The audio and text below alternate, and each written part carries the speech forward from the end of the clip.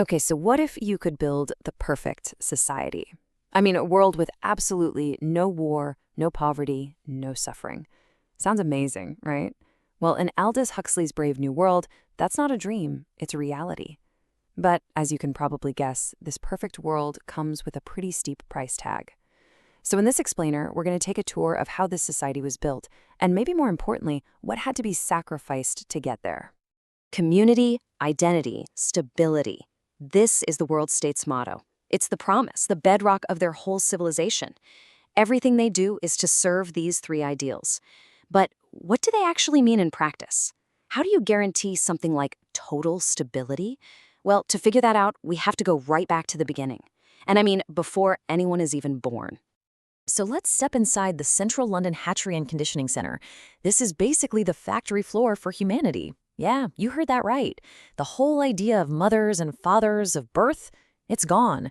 It's been replaced by a much more efficient assembly line where humans aren't born, they're decanted, pulled from bottles, each one engineered for a very specific purpose. Now, how in the world do they do this? At the very heart of this system is something called the Bokanovsky process. This is the absolute game changer. It's a process that can take a single human egg and make it bud, creating up to 96 identical embryos. Seriously, it is human mass production on a scale that's just hard to wrap your head around. It's the key to everything. 96. Just let that number sink in. 96 identical people from one single source. This isn't just a cool science trick. It's the foundation of social stability. Why? Because you can create huge groups of identical workers for identical jobs. The director of the hatchery puts it best. With this process, you really know where you are. There's no uncertainty. But making 96 clones isn't enough. For true stability, you need a hierarchy. You need a caste system. And this is all sorted out right there in the bottle. The top-tier alphas, they get the best of everything. But for the lower castes, the gammas, deltas, and epsilons, it's a whole different story. Their embryos are starved of oxygen to limit their intelligence and physique. They're dosed with chemicals so they can handle toxins or extreme heat. So by the time they're decanted, they're not just made for their jobs, they're made to be perfectly happy with them. Okay, so engineering the perfect body for each job is one thing, but a truly stable society needs more than that.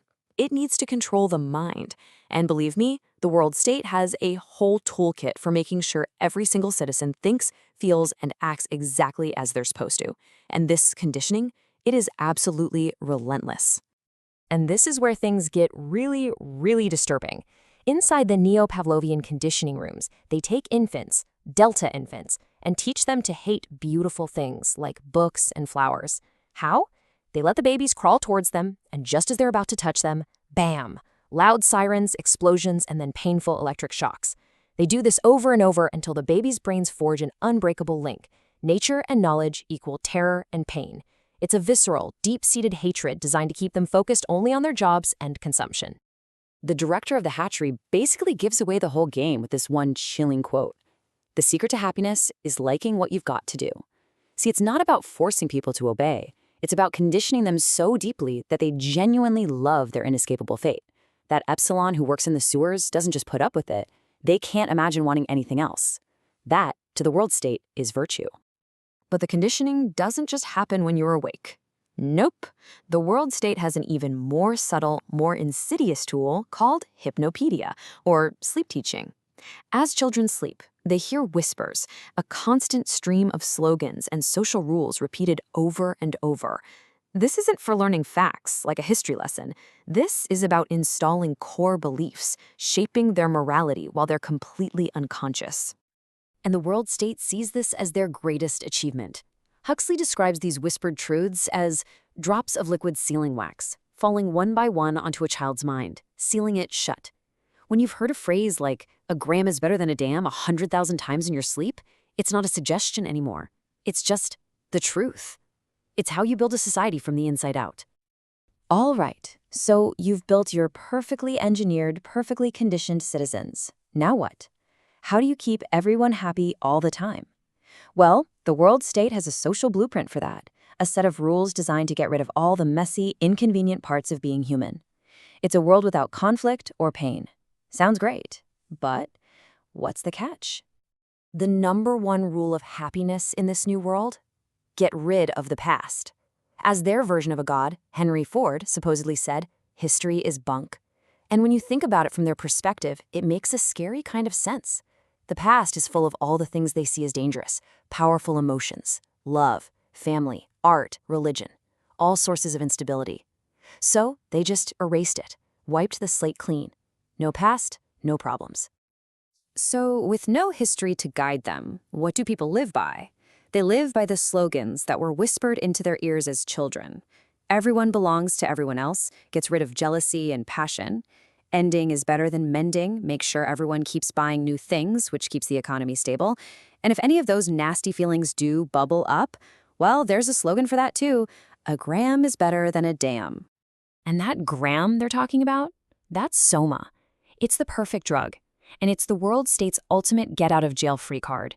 It's a chemical solution for any problem. A little holiday from reality that has no side effects, no hangover. Feeling a little sad? Take some soma. Bored? Soma. It's the ultimate pacifier, keeping the entire population blissfully content and preventing any real deep emotion from ever causing trouble. So let's recap. We have a world with no disease, no aging, no sadness, no war. It's the utopia that humanity has always dreamed of.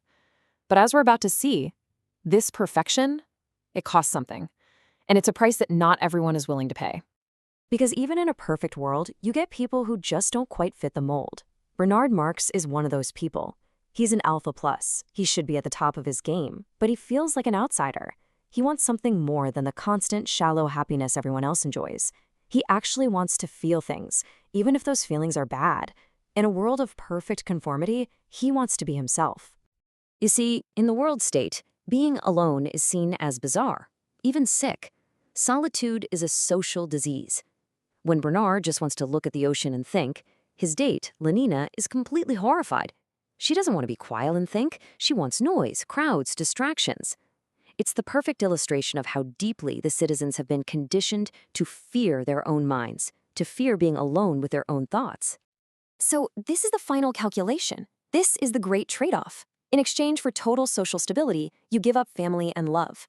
For a life without disease or old age, you sacrifice deep, passionate emotions. For constant happiness, you lose great art and scientific truth.